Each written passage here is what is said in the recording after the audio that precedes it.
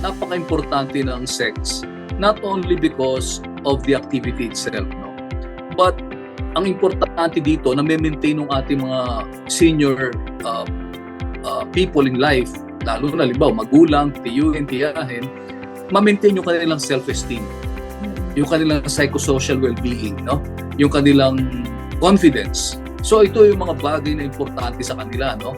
To the point sometimes, kailangan mo ipaliwanag sa mga pasyente mo, hindi lang yung ability to help them, no, in as far as maintaining their sex lives, but also the ability to cope, yung coping mechanism nila. For example, no, may mga pasyente tayo na mga 75 and above who still wants to maintain intimacy.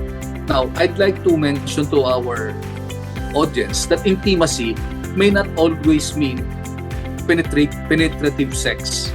You know, intimacy may mean closeness in terms of kissing, holding hands, embracing, cuddling. So maraming opportunity at pagkakataon.